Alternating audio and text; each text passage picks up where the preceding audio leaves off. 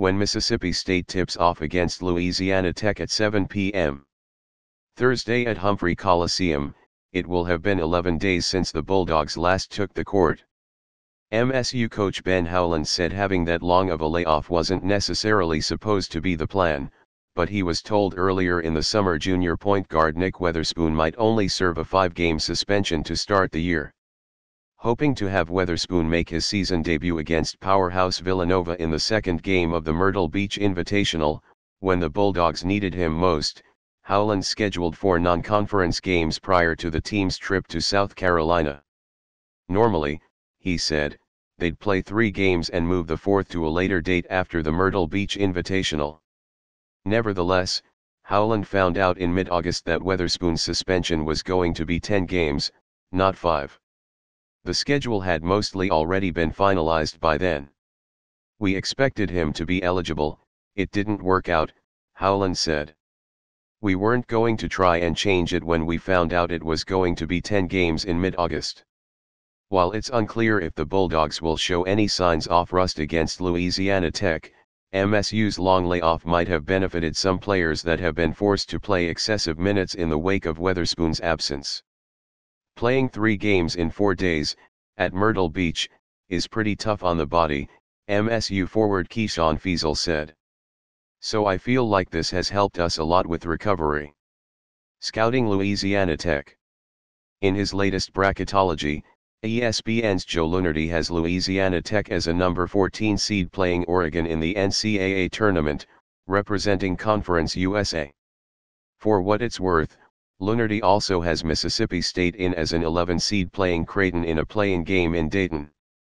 The Bulldogs' namesake enters Thursday's contest ranked number 83 in KenPom.com's rankings with a 5-2 record, with double-digit losses coming against Creighton and Indiana on the road.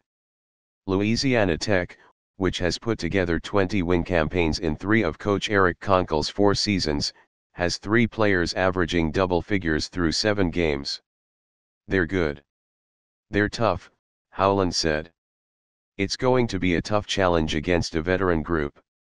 They will play man-to-man, will play some zone, will press after free throws, get after you defensively and really try to pressure you. Guard Caleb Ledoux leads Louisiana Tech in scoring, averaging 11.9 points per game, followed by Emory Archibald, 11.6 ppg. Daquan Bracey rounds out the Bulldogs' offensive attack by contributing 11.1 points per night. Fans will receive free admission to the contest if they bring a canned good or a box of cereal as part of an effort to help feed students in need. Weatherspoon's return near. Having served 7 games of his NCAA-induced suspension already, Weatherspoon is scheduled to suit up for MSU, 6-1, for the first time December 22 against New Mexico State in Jackson. In the meantime, the Canton native has been practicing with the team.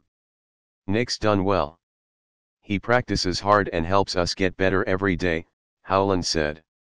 He flies defensively around the ball and has made practices much more competitive. I think he's chomping at the bit waiting for his opportunity to get back out there. Freshman guard Iverson Molinar, who just celebrated his birthday Tuesday, said going against an athletic perimeter defender like Weatherspoon in practice has benefited him in games. He definitely helps me. He's a tough defender, Molinar said. Being able to compete against him really helped me grow handling, defensive, pressure. Multiple players contributing offensively. Through 7 games, 5 MSU players are averaging double-digit scoring outputs: Tyson Carter, 17.6 points per game, Reggie Perry, 14.7, Robert Woodard 12.1, Molinar, 10.3, and DJ Stewart, 10.0. Stewart is the lone member of that group to do all his scoring coming off the bench, and he has a team-best shooting percentage of 58%. Perry isn't far behind at 55% and a 39% clip from long range.